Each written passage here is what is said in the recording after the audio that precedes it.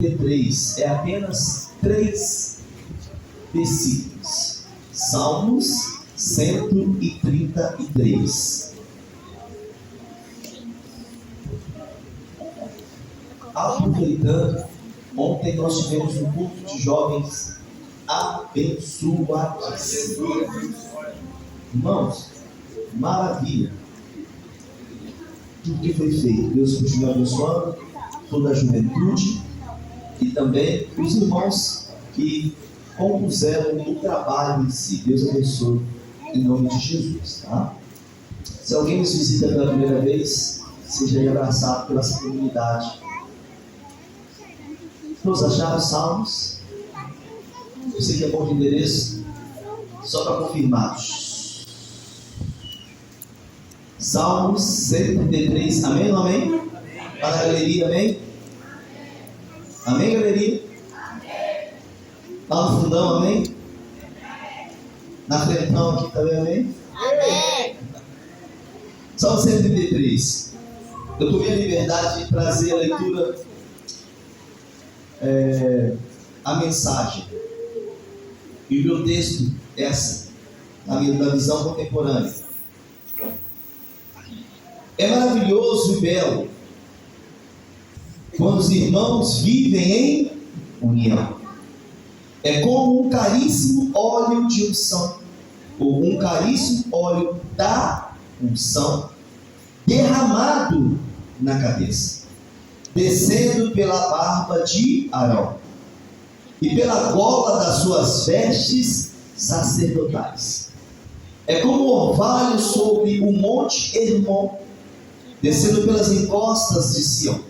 Sim, é dali que o Eterno, é dali que o Senhor ordena a bênção e também a vida para sempre. Amém? Agora você que é bom de endereço, me ajude lá na primeira carta de Pedro. 1 de Pedro, capítulo 2.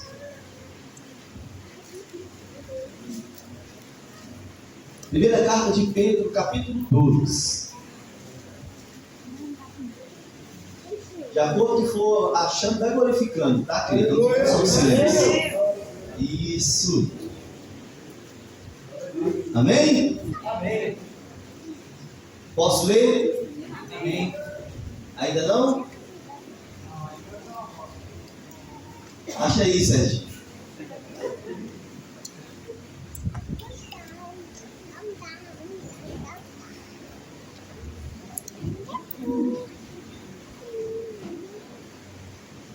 Amém? Aí sim. Primeira carta de Pedro, 1 de Pedro, capítulo 2. Está escrito assim: por isso, limpem a casa,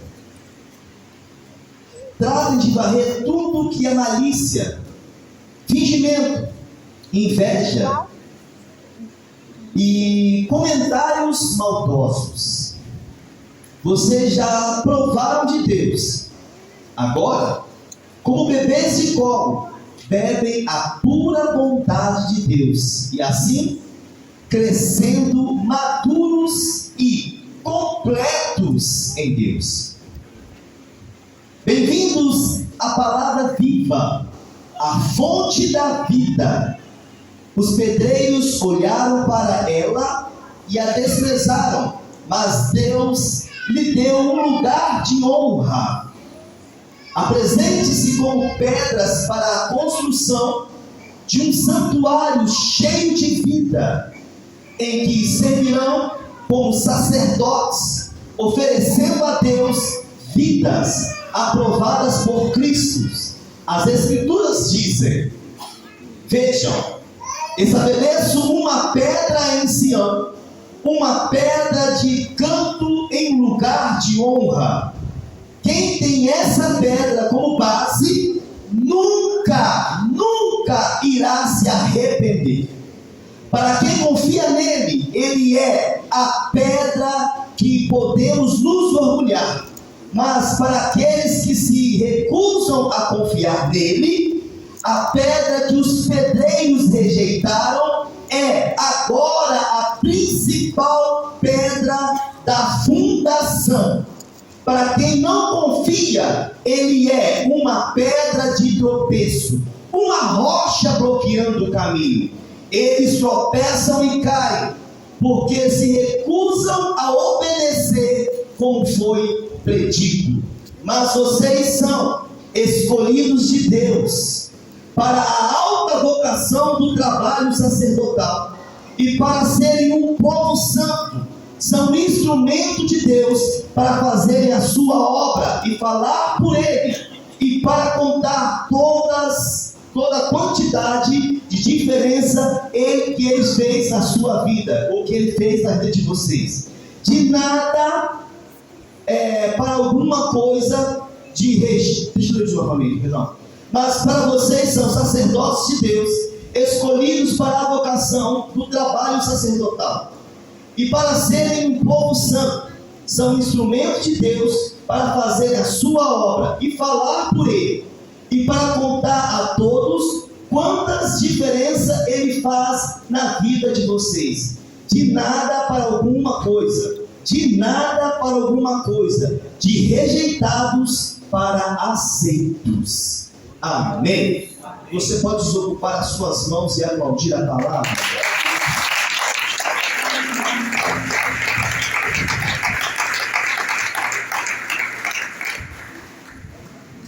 De rejeitados para alguma coisa, de nada para aceitos.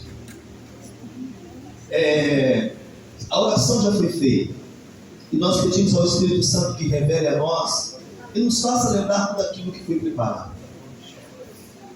O texto, como nós começamos, o Salmo 133, é um salmo ou um cântico de peregrinação escrito por Davi, aonde o povo, ao trilhar o caminho para as festas de Jerusalém, eles cantavam algumas canções. Quem não se lembra? Rende graças ao Senhor, porque Ele é bom, porque a sua misericórdia dura para sempre.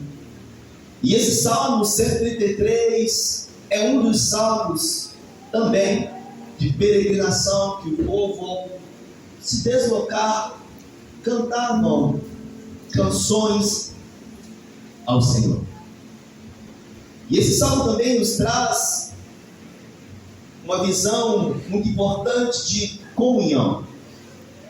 O salmista já começa a declarar que é maravilhoso que nós viemos ou vivamos em união ou em comunhão. A comunidade evangélica Monte Sinai hoje aqui com um número mais expressivo de pessoas, mas é muito bom nós lembrarmos como tudo isso deu início. Tudo deu início através de pouquíssimas pessoas. Já contamos algumas vezes a história. Dentro da minha casa, um número bem menor de famílias ali reunidas, mas sobre nós havia uma promessa de um povo grande. Eu me lembro que um dos trabalhos na minha sala, com pouquíssimas pessoas, eu reuni depois do culto com o diácono José Ferreira, e na varanda da minha casa eu falei para ele: vai ter um dia, Ferreira, que nós iremos fazer uns congressos onde as pessoas, serão tantas pessoas naquele congresso que iriam para ônibus e ônibus, e eu vou ser o chefe de cozinha, eu falando com ele. E ele começou a rir, porque as pessoas iriam olhar para mim e falar: pastor, deixa isso aí, porque você não sabe fazer nada disso. E eu vou falar para eles: vocês não conhecem a minha história. E nós rimos com isso, porque é sempre bom lembrar de como tudo começou. E dentro desse começo, desse início, nós éramos famílias unidas, e dentro de um trabalho, todo dia 7 de setembro, com um número bem pequeno, nós saímos um culto, comunhão e adoração. Quantos aqui são dessa época? Aí, ó, pouquíssimos. Aonde nós começamos a sair do feriado e iríamos para um determinado lugar. Começamos aqui no Semas, no Craê, né? E ali As famílias levavam ali o lanche, almoçávamos, passávamos o dia juntos. Aquele trabalho tão gostoso, chamado comunhão e adoração. E a igreja começou a crescer, e aí falou, não, agora não pode ser mais aqui, vamos alugar um sítio. E nós passávamos o dia 7 todo ano. Os primeiros anos da comunidade evangélica da cidade, a igreja ficava esperando ali o 7 de setembro, porque era o momento onde nós saímos do contexto da igreja e onde eu podia também mostrar os meus dons esportivos dentro do futebol. Verdade. Aonde muitos que olhavam para mim e olhavam assim, não dou nada para ele, e eu deitava ali, meu filho. Ó, jogava fácil, viu, Guilherme? Você vai ter oportunidade ainda de provar os seus dons esportivos. E eu falo, bato com as minhas pernas. Amém ou não amém, igreja? Misericórdia, amém, Jean? Amém. E também eu pude mostrar um pouco dos meus dons no vôlei. Agora sim. O Pretinho já jogou vôlei. E muitos irmãos aqui, eu tive facilidade de mostrar para eles os dons. Porque é um momento, né, de descontração. Mas tudo que cresce, às vezes algumas coisas ficam para trás. Mas algo que eu não quero perder, e nem quero deixar que essa igreja perca, é o espírito de comunhão. Porque o crescimento faz com que eu não conheça o irmão que está lá atrás, e a irmã também não conheça os que estão aqui na frente. E no meio da correria, às vezes eu falo, pastor, vai para a porta e cumprimenta um por um. Porque o crescimento, ele traz isso. O crescimento traz um comodismo de eu me relacionar só com um grupo de pessoas que eu tenho mais intimidade. E esse grupo vai 1 ano, 2 anos, 3 anos, 4 anos, e às vezes se torna um ciclo vicioso, e esquece que a igreja está crescendo, e a comunhão é necessário que todos venham a estar no mesmo Espírito. Todos. Tanto é que é tão costumeiro eu chegar e sentar no mesmo lugar, adorar do mesmo jeito.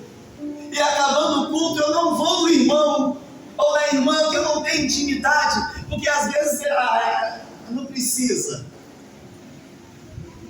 Querido, entenda algo. A comunhão é algo expressivo dentro do templo. É necessário com que isso não se perca. Tantas coisas com princípios se perdem, valores se vão, e a gente mas se nós líderes, pastores, permitirmos, nós é que vamos perder. Eu não quero que essa igreja seja reconhecida como uma igreja bacana, que tem louvores, nosso louvor lá é top, lá o pessoal é animado, lá tem um congresso ABA. Isso faz parte de um ministério. Eu quero que essa igreja seja reconhecida no bairro, na cidade, no mundo, como uma igreja que tem união. Glória a Deus. Foi algo tão importante na igreja primitiva, a união com que eles tinham. Eles compravam, eles vendiam, eles negociavam, eles adoravam juntos a Deus, ao ponto de atrair pessoas, ao ponto de atrair homens, atrair mulheres, e esta igreja ia avançando. Claro que o louvor é muito bom, claro que congressos, homens, mulheres, o ABA é importante. Mas o mais importante de tudo é nós nos relacionarmos como igreja.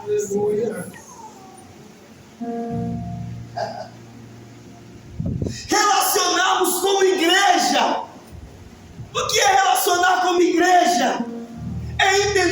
foi dito aqui, aquela pessoa ali não está bem. Eu vou ali, olha, eu não tenho tanta intimidade com você, mas meu nome é esse. Eu estou aqui para te abraçar e dizer, conta comigo. Será que essa assunção é só dos pastores? Será que é somente dos líderes? Será que é somente das pessoas que estão em evidência? Não. Nós somos a igreja do Senhor. Essa responsabilidade é sua. Essa responsabilidade é minha. Quando você sobe para esse lugar, saiba que tem pessoas que estão precisando de mim, precisando de você. Isso é tão gostoso que a pessoa se sente inserida.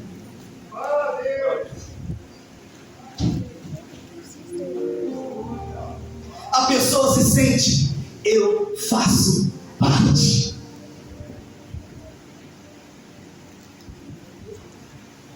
Não se sente uma pessoa invisível. Irmãos, muitos entram aqui e estão sentindo esse sentimento de ser invisível.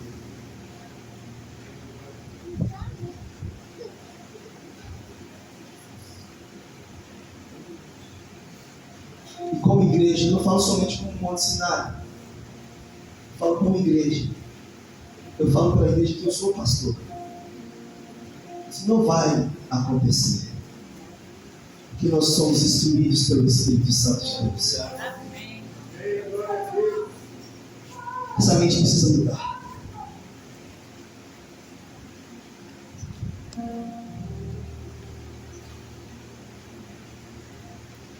Eu preciso do pastor Giovanni, porque ele me completa. E ele precisa de mim, porque eu completo. Eu preciso do Júnior, do pastor Edmilson, porque ele me completa o pastor Giovanni. Mas o pastor Edmilson e o Júnior precisam de nós, porque nós os completamos. Eu preciso da pastora Edna, porque ela precisa de mim. Mas eu preciso dela porque ela me completa, e eu a completo. E a pessoa que está do seu lado não é diferente. Você precisa dela porque ela te completa. E quando nós entendemos isso como igreja, você deve entender que a pessoa que sentou do seu lado não foi simplesmente porque veio, porque ela precisa de alguma coisa. Da mesma maneira que você precisa, porque você precisa ser completado, e talvez o que ela tem pode completar você, o que você tem pode completar ela. Esse é o ambiente que precisa ter dentro da igreja.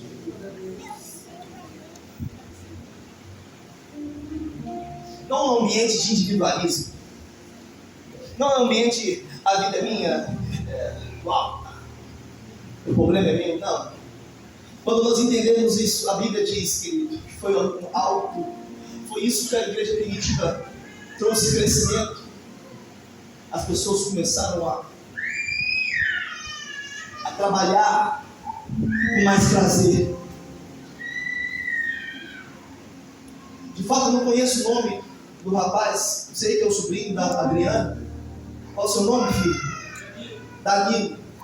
Mas eu sei que você tem um dom.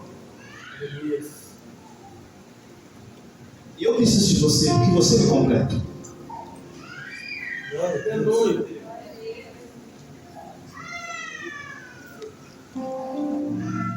Ali atrás está uma bomba no reino. Vander, eu preciso de você porque você me completa. Está ali o Adilson, esposo da Tati. Talvez ninguém, quantos que conhece o Adilson como nome? Adilson, levanta a mão. Era para ser 100% da igreja. Porque muitas vezes entra e vai embora e as pessoas se sentem invisíveis. Isso precisa mudar. Isso precisa mudar. Isso precisa mudar. Que a partir do momento em que ele entrar, 20 homens, 50 homens, opa, qual o seu nome? Sou Adilson, beleza, Adilson. Ele vai entender, eu faço parte. Eu sou inserido, mesmo não estando lá todos os dias, mas eu faço parte. Eu sou inserido nesse ministério. e automaticamente, a primeira oportunidade que ele tiver, ele vai falar, vai lá, porque ali tem uma igreja que é unida. A primeira oportunidade que a pessoa subir realmente, Adilson, eu estive lá, fui bem recebido, a igreja me abraçou, vou falar para fulano, para ciclano, automaticamente a igreja cresce. Mas a união, nós não podemos perder. Quantos estão entendendo a palavra? Salmo 133, a Bíblia diz assim, é maravilhoso e belo. Olha para você ver, Salmo 133, a Bíblia diz, é maravilhoso e belo. A palavra maravilhoso quer dizer extraordinário. Olha o adjetivo que é utilizado, é maravilhoso e belo. Que os irmãos vivam em união. A palavra maravilhoso quer dizer extraordinário, excelente, admirável, surpreendente. Belo quer dizer admirável. Olha o que quer dizer, é surpreendente, é maravilhoso, é extraordinário, é admirável e surpreendente quando uma igreja vive em união.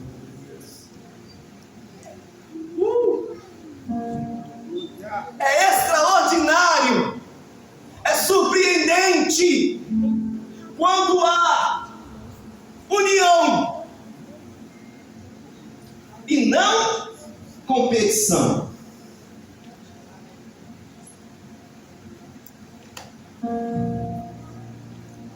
União e não competição. O que nós vemos aí nos dias, né? É uma certa competição e não união. É extraordinário, é belo, são adjetivos que a Bíblia declarou para expressar a importância da união. Para aqueles que entendem, ou leitores ou estudantes da Bíblia, o rei Ezequias, ele fez com que o povo se lembrasse que o povo havia se esquecido das festas, das principais festas. E o rei Ezequias, ele não teve um pai que deu a ele grandes exemplos, mas a Bíblia declara que não houve um rei, nem antes e nem depois, igual a ele. Um homem que cresceu, que não teve grandes exemplos, mas ele tinha uma visão, ele tinha um entendimento. E o rei Ezequias, quando estava se deparando com o desânimo do povo, um povo que estava totalmente desalienado daquilo que eles eram no passado, as canções que eles cantavam no passado, já disse a mensagem da semana passada pelo pastor Júnior, muitas pessoas pendurando as suas harpas no salgueiro. O rei Ezequias levantou um jejum, porque o povo estava cercado pelo rei Senaqueribe. Havia uma guerra sendo lançada, e ele lança uma palavra profética: não vamos vencer se tem divisão. Lembre-se do que nós passamos quando nós éramos unidos. Meu Deus. Meu Deus. Não vamos vencer assim, porque o povo estava atemorizado. De fato, Dailton, estava cercado pelos inimigos, e uma palavra de afronta sendo levada ao rei. E ele libera essa palavra ao povo: não iremos vencer se nós não tivermos na mesma visão. Não iremos vencer se nós não estivermos na mesma direção. Não iremos vencer se nós não falarmos a mesma língua. Não iremos vencer se nós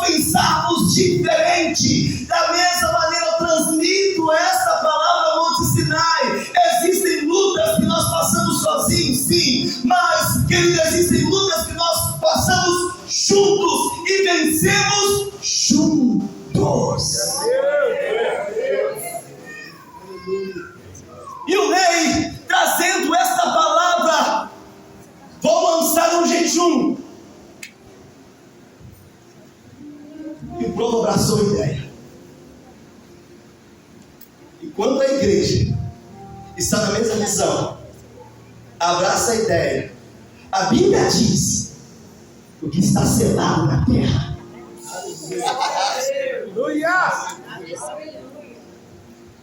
está selado no céu. Glória a Deus! Se um ou dois concordou aqui, está concordado lá no céu. E uma igreja na mesma visão. Ei, galerinha, lá no fundo, eu estou falando de uma igreja na mesma visão. Eu não estou falando de departamentos. Eu estou falando de uma igreja na mesma visão. Todos selando, falando a mesma língua, trabalhando com o mesmo foco, fazendo as mesmas coisas, tendo o mesmo objetivo. A Bíblia diz: selou na terra. Se selou na terra. Irmãos, olha o que eu vou falar. O céu é obrigado. Porque ele não é filho de homem para que minta, nem filho de mulher para que se arrependa. O céu é obrigado a selar aquilo que foi determinado na terra.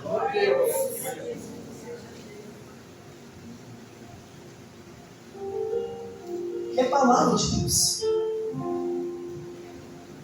Se está na visão, no propósito, a bênção vem. Então, é excelente, é admirável quando todos estão na mesma visão. 2.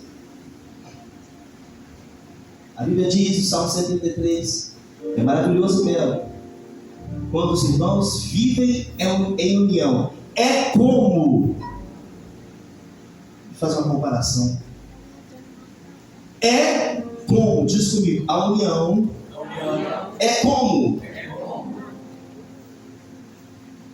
A Bíblia diz aqui: é como um caríssimo óleo da unção derramado na cabeça. A união é como um caríssimo óleo derramado na cabeça.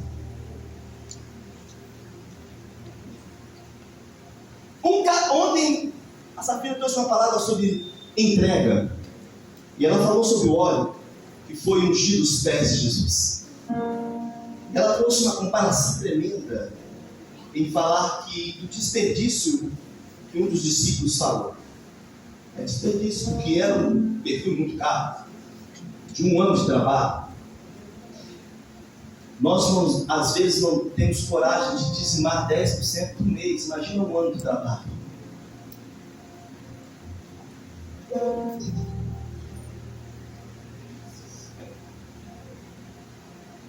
E daí? Irmãos, a Bíblia diz que a unção é como um óleo caríssimo. E eu fui entender a preparação desse óleo para ser caríssimo. Primeiro, é uma escolha de um excelente azeite. Para fazer algo de valor, a Bíblia diz que a união é como um óleo caríssimo. Primeiro, uma escolha de um excelente azeite.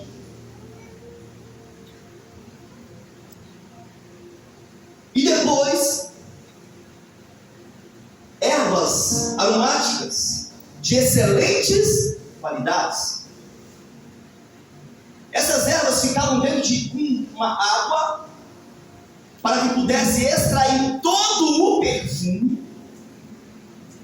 E depois, essa essência, ela era fundida a esse azeite. De maneira que, aonde a pessoa passasse, o perfume ficava. E a Bíblia diz que era um azeite, é como um óleo de unção, derramado. Não fala gotejado, não fala espirrado, não fala jato, fala borrifado, fala derramado.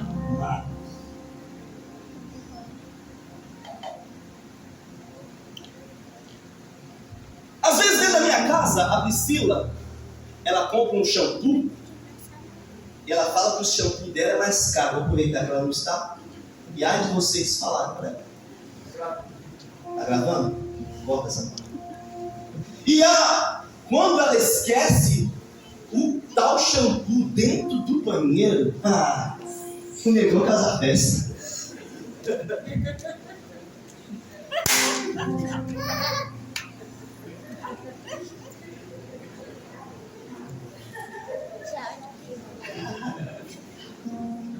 Aí eu saio banheiro e ela fala comigo: você usou meu shampoo? Meu shampoo é caro, fica desperdiçando meu shampoo. Eu falei: como assim? Por quê? Eu estou desperdiçando. O que dizer meu cabelo é ruim? Quantos homens já passaram por isso? Digo amém. Amém.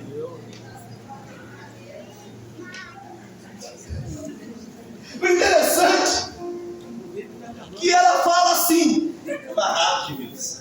Amarrado de Deus. A profetição que eu vou ficar careca, está arrependido, amarrado, com cordas novas, não solta fácil. Cortes também. Aí eu perdi uma arma. Isso pega, praga de tio pega. E ela fala assim: que desperdício. E quando ela usa, ela tem uns cremes, ela tem um monte de creme. É uma poeira. Esse é para isso, esse é para aquilo. Creme para deixar esse negócio aqui no fazer assim. Sai usando aqui monstro. De vez em quando o negão vai lá nas iguarias dela e pega aqueles creme. Inclusive hoje eu não sei um deles. O negócio é bom mesmo. Porque o meu creme, irmão, ele não tira minha russez, não. Eu não sei, os cremes que eu uso me deixam sempre russo. E os dela, ela fala que tem que ter um pouco mais de óleo, umas paradas assim. Aí eu vou lá, é isso mesmo, mulheres? Amém ou não amém, mulheres? Aí eu vou lá e pego aquele creme cheiroso, caro, e sapeco no corpo negro aqui. Pastorzinho. Eu vou. Ela fala que eu tenho que me hidratar. Eu vou te mostrar. Mas porque é caro. E a Bíblia diz que o óleo de unção é como a união é como um óleo de unção caríssimo derramado sobre a sua cabeça. Mas ele faz uma comparação de uma pessoa. Ele começa dizendo assim: olha, é como um óleo de unção derramado sobre a cabeça, descendo sobre a barba. Barba simboliza dignidade e maturidade.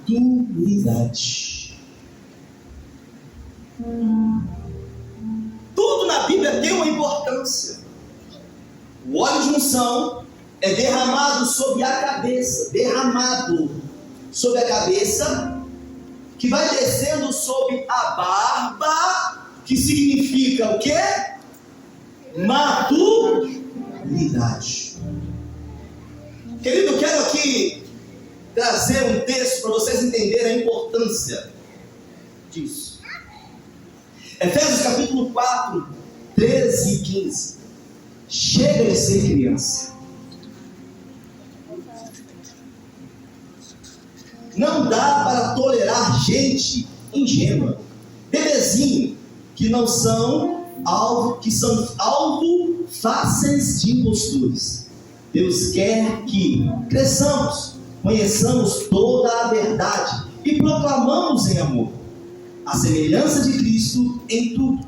Estamos seguindo Cristo, que é tudo. Estamos seguindo Cristo, que é a base de tudo que fazemos. Ele nos mantém juntos. Sua respiração e seu sangue fluem através de nós, nutrindo-nos para que possamos crescer com saúde em Deus e fortalecidos em amor. Chega de ser bebezinho. E quando esse óleo de unção Eu não estou falando só o símbolo, tá, irmãos? Eu estou falando que a unção é como um óleo que desce sobre a barba. Barba para os judeus significava homem maduro ou maturidade. A unção ela é derramada, mas às vezes nós somos infantis. A unção ela é liberada, mas às vezes nós somos ingênuos, crianças, bebê na fé. Qualquer coisa não vou, qualquer coisa não quero, qualquer coisa não vou fazer mais. Já não era para nós estarmos nesse nível. Já não era para nós, eu me incluo, ser infantil, ao ponto de não poder falar nada. Se falou, não vou mais. Biquinho, carinha de maracujá de gaveta. Querido, uma igreja unida. Quando chegar para mim e falar assim, filha, isso é infantilidade, para com isso. Vamos acelerar o processo, porque dessa parte nós já passamos. Vamos. Vamos.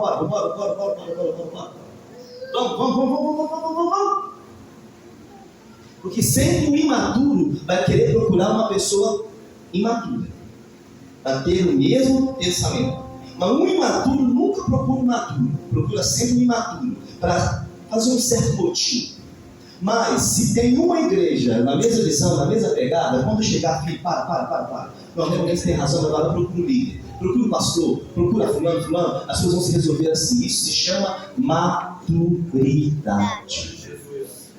Ah, o chefe brigou comigo, me te conta, você faz isso? O chefe chamou minha atenção, a partir de hoje, aqui, infantil. Ninguém faz isso. Por que na igreja existe uma...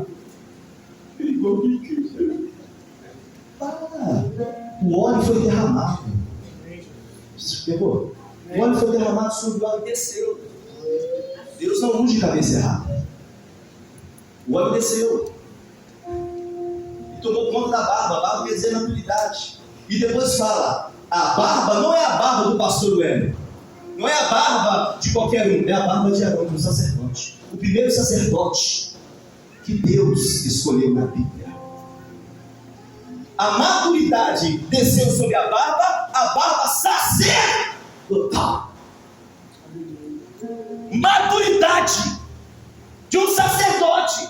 Poderia colocar qualquer um outro, mas ele escolheu um sacerdote. Mas existe a função sacerdotal para aquela época. Qual era uma das principais funções de um sacerdote? Ser aquela pessoa que atraía a presença, ou era um filtro no templo, ou era um filtro próximo do homem ou da mulher pecadora. Um sacerdote é aquele que atraía a presença. Então, quando a Bíblia está falando que a união é como um óleo preciosíssimo, extraordinário, que desce sobre a vida de um homem, que desce sobre a vida de uma mulher, que desce sobre a vida de uma igreja madura, a função sacerdotal esta união atrai a presença do Deus maduro. Mas essa presença em cima de uma igreja madura entende o que é união, barba, amadurecimento, barba de Arão, sacerdote responsável para atrair a presença. Se você está dormindo, se você não está, aplauda o Senhor.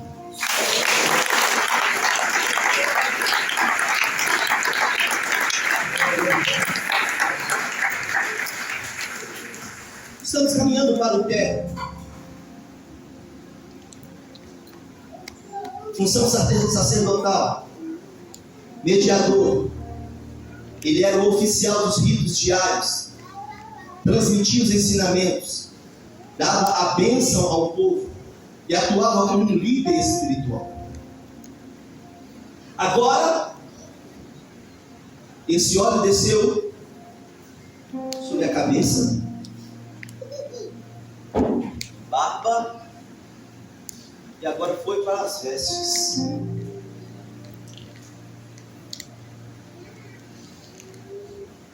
A Bíblia diz que a unção desceu pela orla das suas vestes. As suas vestes. Irmãos, é muito importante nós entendermos que nós somos em Deus. E a unção que foi derramada sobre nós, ela passa pelas nossas vestes.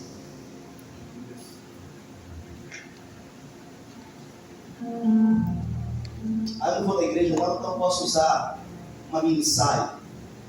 Você é visto. A unção foi derramada sobre a sua vida para atrair alguém, mas passa pelas vestes. Só porque eu faço academia eu tenho que andar igual um bobocó? Não, passa pelas suas vestes. Você converte alguém pelas suas vestes. A unção desceu, a maturidade veio, automaticamente o espelho que você olhar, ele vai ser seu agente motivador, se você está bom ou se você não está bem. Não precisa o pastor, o seu esposo não precisa, ou a minha esposa não precisa de falar, está legal ou não está. O óleo desceu sobre a maturidade. Quando desceu sobre a maturidade, veio para a roupa, automaticamente o espelho vai dizer, não está legal. E o Espírito Santo vai concordar com você.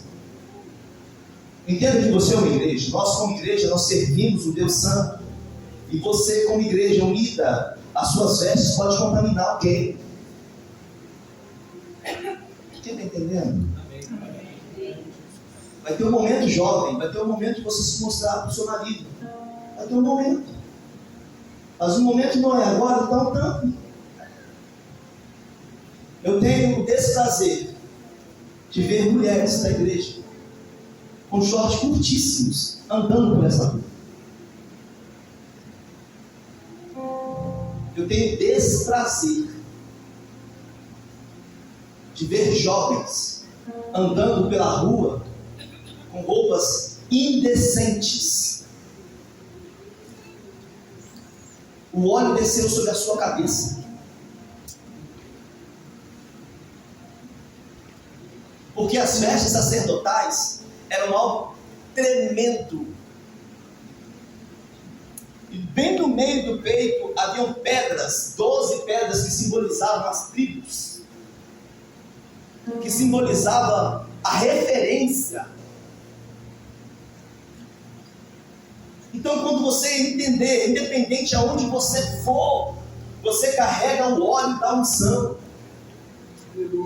É no trabalho, é na faculdade, é na rua. Tem roupa, querido, que já não é para fazer parte mais da sua vestuária. Eu digo para homens, eu digo para mulheres.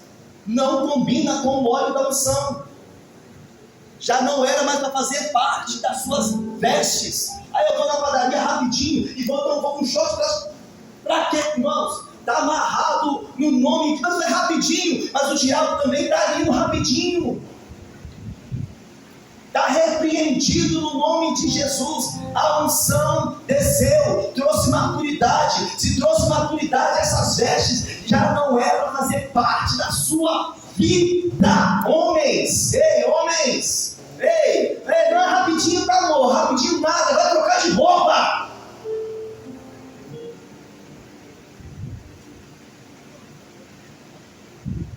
Pai, eu vou ali rapidinho nada, vai trocar. Eu tenho uma filha de 13 anos e eu já falo com ela, onde você vai desse jeito?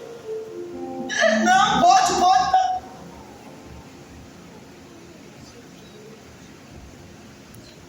O óleo desceu, diga comigo, o óleo desceu. Trouxe maturidade. Misericórdia, diga, trouxe maturidade. Trazendo maturidade. É necessário mudança. Glória a Deus. É rapidinho.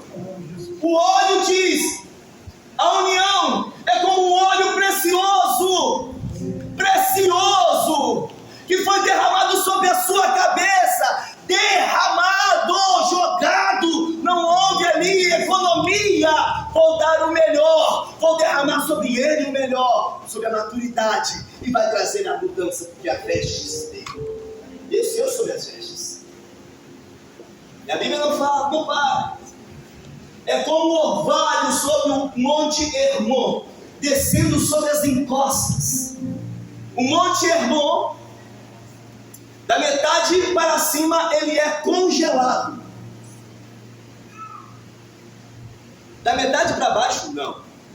O Monte Hermon, em determinado momento do dia, desce daquele monte um orvalho, pequenas gotas ou chuviscos, para ser mais exatos. E a sua vegetação próximo ao Monte Hermon é uma vegetação, mesmo estando em meio ao deserto, é uma vegetação viva. Pegou a visão? Mesmo estando em meio ao deserto, a Bíblia diz que o óleo da unção é como o orvalho de Hermon, que desce, que no tempo de escassez sempre permanece vivo. Alguns anos atrás veio a pandemia. Irmãos, eu nunca orei tanto por vocês. Confesso. Todos os dias, Renato. Pastor, meu marido está bom. Pastor, meu filho. Deus cuida, Deus. E os pastores brincando. Pastor, você perdeu alguém? Fulano de tal morreu. Pastor, você perdeu alguém? Fulano de tal que morreu. Pastor, você perdeu alguém? Eu estou indo fazer um culto fúnebre. E eu não posso nem ir lá porque a gente não pode. E eu falei, Deus, graças a Deus que ninguém morreu. Deus guarda aquela casa, guarda aquela casa. Deus guarda. Deus guarda ali, guarda aqui, guarda aqui, guarda ali, guarda aqui. Aí eu falei para o pastor Giovanni, você é doido? Eu sou, então vem comigo. Eu vou ficar 30 dias pregando nessa igreja. Vazia. Aí veio eu e o pastor Giovanni, doido.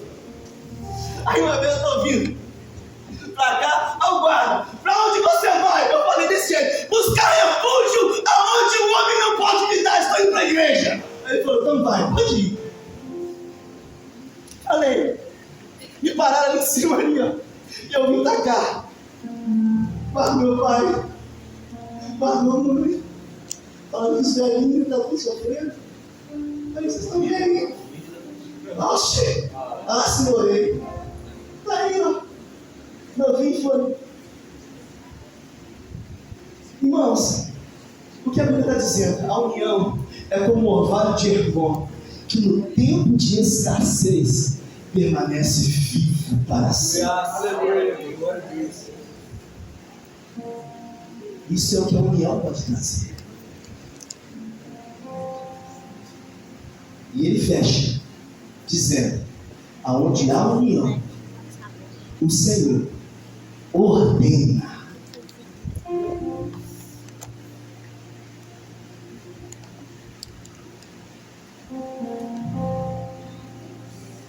Onde há união, o Senhor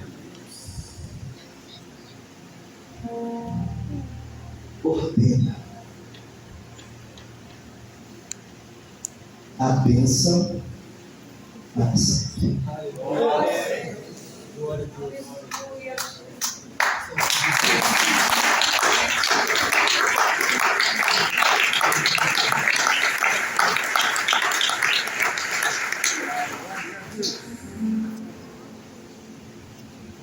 Não olhe para essa igreja ou para os líderes como vocês não fizessem parte.